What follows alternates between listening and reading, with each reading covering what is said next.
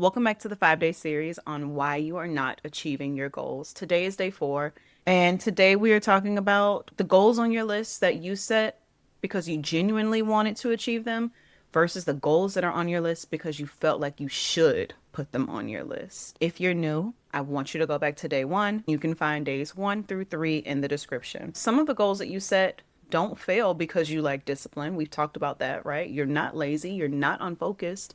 Sometimes you just don't gel with the goal. Sometimes the goal just isn't really supposed to be on your list in some type of way.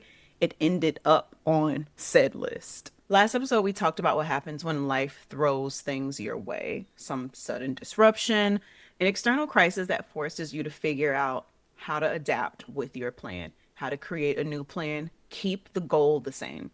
Today's episode is different because the plan may be perfect, the goal may be perfect, but it's just not your goal. You were like, I don't feel any ounce of dedication towards this goal. There's nothing in me that wants to do this. And there's nothing wrong with that. It's that goal that you keep finding all the reasons not to do it. And on paper, it looks fabulous, but it's not for you. This is what I call a should goal. And let's talk about what a should goal looks like in real life. Let's say you're around people that are extremely focused on their bodies and losing weight. It's not on your radar to do it, but because everyone else is doing it subconsciously, you say, oh, this is my goal too. I actually want to do the same thing too. It turns into something you feel like you're supposed to do. It could also look like you building something that looks extremely impressive from the outside, but you feel absolutely nothing. You're just going through the motion. It could also be a goal that you put on your list because it felt like the responsible or the logical thing to do, not because you want to do it or you are passionate about it. You know when something feels right, you know when something feels wrong. And if the goal just doesn't feel good, not the process, right? And I don't want to get the two conflated. If the process doesn't feel good, but you're excited about the goal, that's just the process is boring, right? Nobody wants to wake up and do the ugly work every single day. They want to get to the end, the pretty part. But if the goal does not excite you, then what's the purpose? Like, we all are going for that end goal, that end point. And if that's not what excites you and keeps you going, then that's just not it for you. Should goals feel completely legitimate when you set them. But as you begin to put in the work or even think about step 1, it feels agonizing. That reaction is information. It is something worth paying attention to. So why do we set goals that we actually don't want to set? One is external pressure. It is loud. We have our social media. We have our family. We have our friends. We have our family expectations. We have cultural narratives about what success looks like. Over time, we start to absorb other people's definition of what a good life is and what success is, and we start to apply those definitions to our own life without even realizing it until one day you wake up and you're like, wait, why am I doing this? Like, this isn't important to me. Like, I feel like it should be important to me, but it's not, and that's okay. Sometimes we confuse admiring things for wanting them. I personally admire the discipline that bodybuilders have. Do I want a routine of a bodybuilder? No, I don't. I don't want any part of that life, right? But it's something that I admire. I admire people that are dedicated to their craft and they put in the work and it shows. That is not something that I personally want to pursue. That doesn't say anything about me at all. Doesn't paint me in a negative light. And the thing about should goals is that they feel safe. So if your should goal is to make more money or lose weight, right? These are the things that we should want.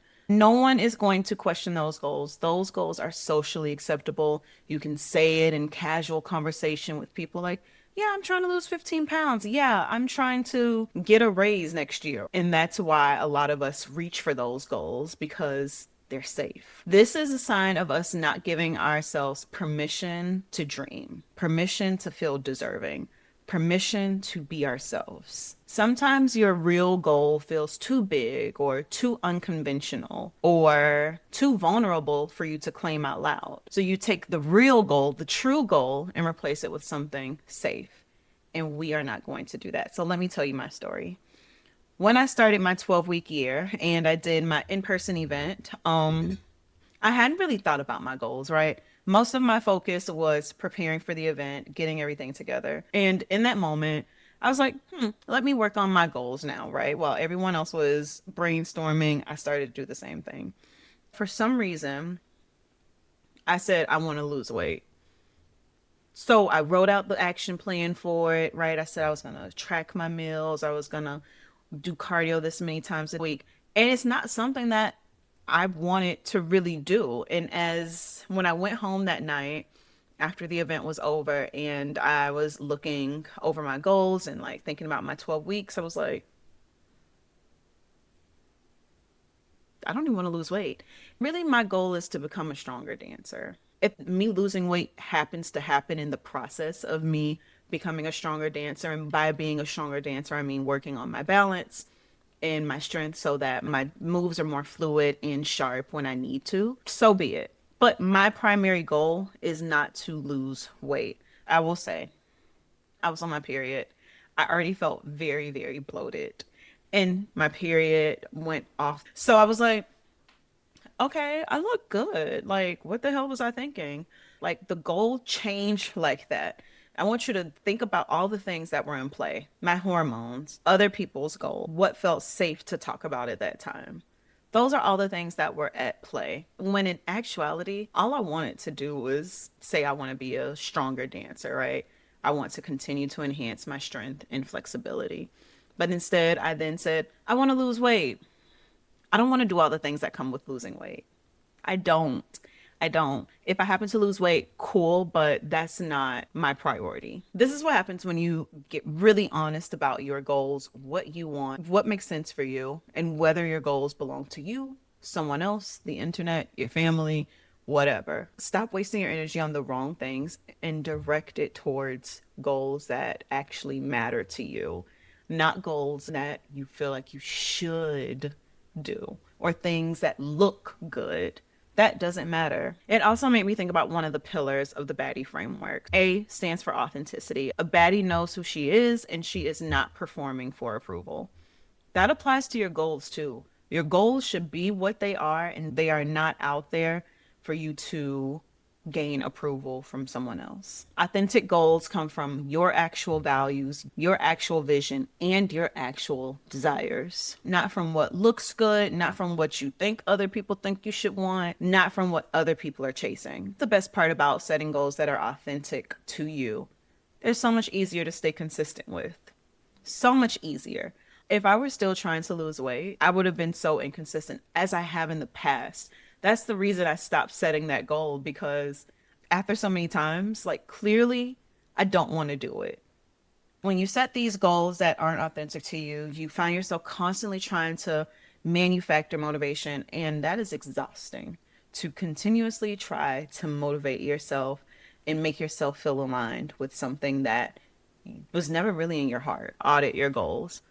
Take the goal that you chose as your high impact goal and ask yourself, do you actually want this? Not the socially acceptable answer, but do you, as an individual watching this video, really want to do this goal? How do you feel as you pursue this goal? Is this something that you feel excited about, or is it something that you feel obligated to do? Have I consistently not been doing this goal and calling it a discipline problem?